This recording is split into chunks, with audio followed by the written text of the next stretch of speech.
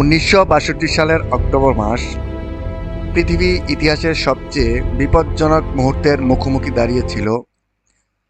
মাত্র একটি ভুল সিদ্ধান্ত, একটি ভুল বুঝাবুঝি অথবা একটি ক্ষেপণাস্ত্রের ভুল উৎক্ষেপণ শুরু করে দিতে পারত একটি পূর্ণমাত্রা পারমাণবিক যুদ্ধ। যুক্তরাষ্ট্র এবং সোভিয়েত ইউনিয়ন, দুই পরাশক্তি একে অপরের দিকে তাক করে রেখেছিল হাজার হাজার পারমাণবিক অস্ত্র। মানুষ স্বাভাবিক জীবনযাপন কাটাচ্ছিল, কিন্তু কেউ জানত না মাত্র কয়েক মিনিটের মধ্যেই পৃথিবীর মানচিত্র চিরতরে বদলে যেতে পারত। ইতিহাস এই ঘটনাকে মনে রাখে দ্য কিউবিয়ান মিসাইল ক্রাইসিস।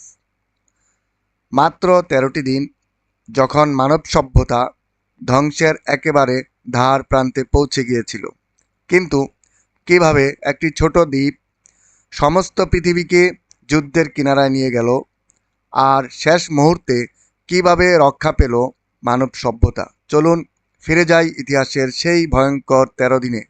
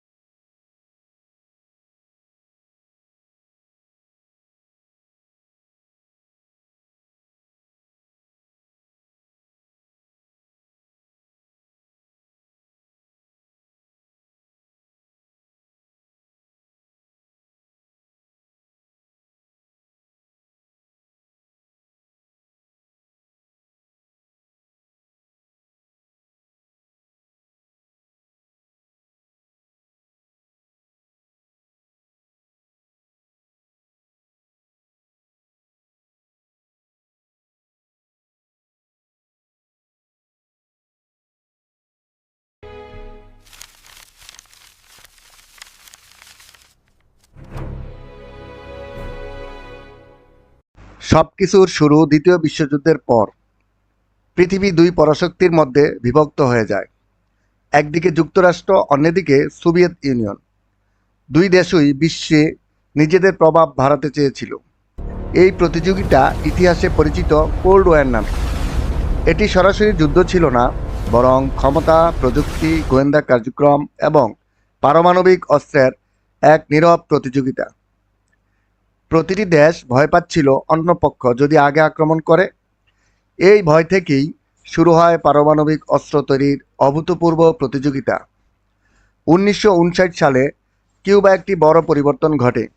ফিদেল কাস্ত্রোর নেতৃত্বে বিপ্লব সফল হয়। এরপর কিউবা ধীরে ধীরে সোভিয়েত ইউনিয়নের ঘনিষ্ঠ মিত্রে পরিণত হয়।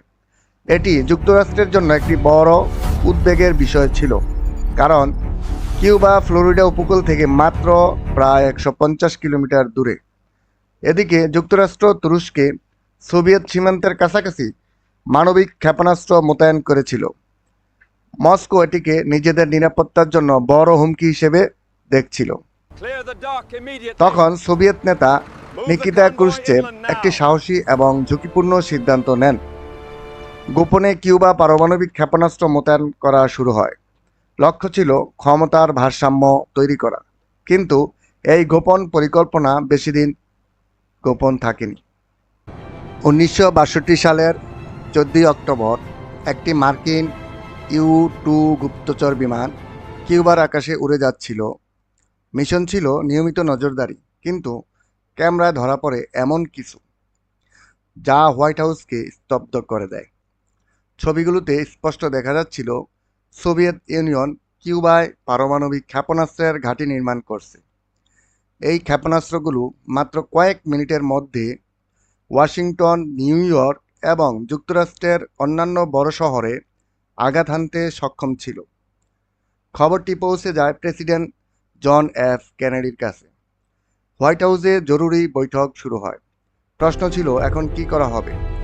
কেউ বললেন তাৎক্ষণিক বিমান হামলা, কেউ বললেন পূর্ণমাত্রায় কিউবা আক্রমণ। কিন্তু কেনেডি জানতেন একটি ভুল সিদ্ধান্ত শুরু করে দিতে পারে তৃতীয় বিশ্বযুদ্ধ। শেষ পর্যন্ত তিনি একটি পথ বেছে নিলেন। যুক্তরাষ্ট্র কিউবার চারপাশে নৌ অবরোধ ঘোষণা করল। উদ্দেশ্য ছিল আর কোনো সোভিয়েত অস্ত্র কিউবায় প্রবেশ করতে না পারা। এরপর পুরো বিশ্ব নিঃশ্বাস বন্ধ করে অপেক্ষা করতে লাগলো। সোভিয়েত জাহাজগুলো কিউবার দিকে এগিয়ে আসছিল, মার্কিন যুদ্ধজাহাজও প্রস্তুত ছিল। একটি ভুল হিসাব, একটি ভুল গুলি, অথবা একটি ভুল নির্দেশ মুহূর্তের মধ্যেই শুরু করে দিতে পারত পারমাণবিক যুদ্ধ।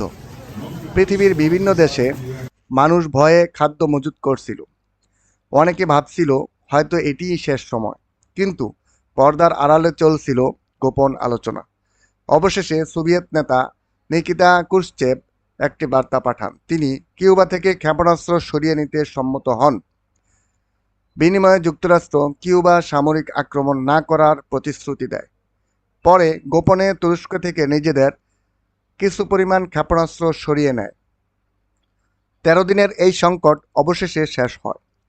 কিন্তু এর শিক্ষা আজও পৃথিবী ভুলে যায়নি, কারণ মানব ইতিহাস এই প্রথম মানুষ এত কাছ থেকে দেখেছিল পারমাণবিক যুদ্ধের ভয়াবহ সম্ভাবনা। কিউবান ক্ষেপণাস্ত্র সংকট আমাদের শেখায় শক্তি গুরুত্বপূর্ণ, কিন্তু সংযম তার চেয়ে গুরুত্বপূর্ণ। কারণ কখনো কখনো একটি যুদ্ধ জিতে নয়, এড়িয়ে যাওয়াই হয়ে ওঠে মানবতার সবচেয়ে বড় বিজয়। আর হয়তো সেই কারণেই 1962 সালে সেই 13 দিন আজও ইতিহাসের সবচেয়ে বিপজ্জনক 13 দিন হিসেবে স্মরণ করা হয়।